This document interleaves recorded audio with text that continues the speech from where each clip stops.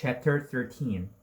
The next morning, our last full day in Amsterdam, Mom and Augustus and I walked the half block from the hotel to the Vondel Park, where we found a cafe in the shadow of the Dutch National Film Museum. Over lattes, which the waiter explained to us, the Dutch called rum coffee, because it had more milk than coffee. We sat in the lazy shade of a huge chestnut tree and recounted for Mom our encounter with the great Peter Van Houten. We made the story funny. You have a choice in this world, I believe, about how to tell sad stories. And we made a funny choice. Augustus slumped in the cafe chair, pretended to be the tongue-tied, word-slurring Van Houten, who could not so much as push himself out of his chair. I stood up to a play of me, all full of bluster and machismo, shouting, "Get up, you fat, ugly old man." "Did you call him ugly?" Augustus asked. "Just go with it," I told him. "I'm not ugly. You're the ugly one, nose-tube girl. You're a coward," I rumbled, and Augustus broke character to laugh. I sat down. We told Mom about the Anne Frank house, leaving out the kissing. "Did you go back to Chess Van Houten afterward?" Mom asked.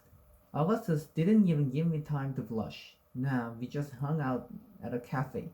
Hazel amused me with some Venn diagram humor. He glanced at me. God, he was sexy.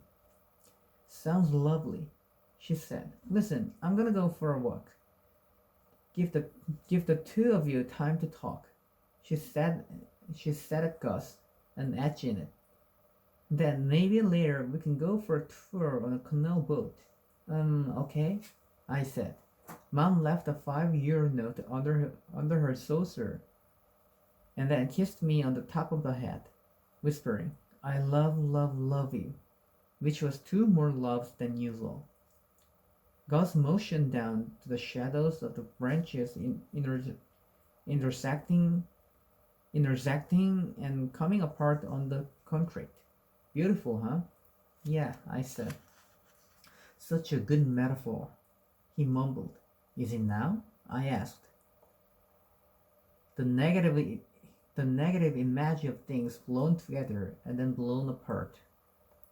He said before us hundreds of people passed, jogging and biking and rollerblading. Amsterdam was a city designed for movement and activity, a city that would rather not travel by car, and so inevitably I felt excluded from it. But God, was it beautiful! The creek carving a path around a huge tree, a heron standing still at the water's edge, searching for a breakfast amid the millions of elm petals floating in the water. But Augustus didn't notice. He was too busy watching the shadows move. Finally, he said, "I could look at this all day, but we should go to the hotel." "Do we have time?" I asked. He smiled sadly. "If only." He said, "What's wrong?" I asked. He nodded back in the direction of the hotel. We walked in silence, Augustus a half step in front of me. I was too scared to ask if I had reason to be scared. "So there is this thing called Maslow's hierarchy of needs.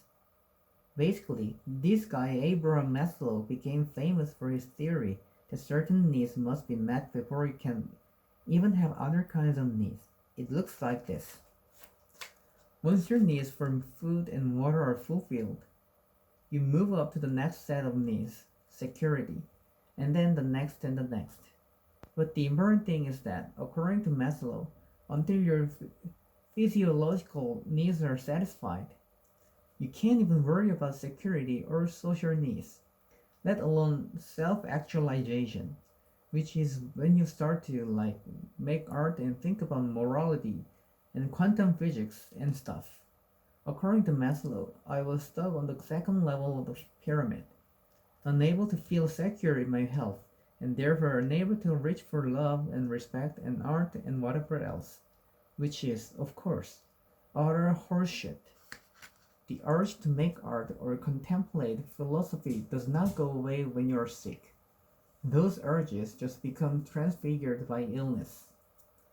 Maslow's pyramid seemed to imply that I was less human than other people, and most people seemed to agree with him, but not Augustus. I always thought he could love me because he'd once been sick. Only now did it occur to me that maybe he still was. We arrived in my room, the Kierkegaard.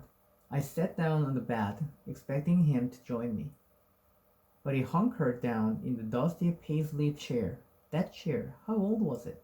50 years?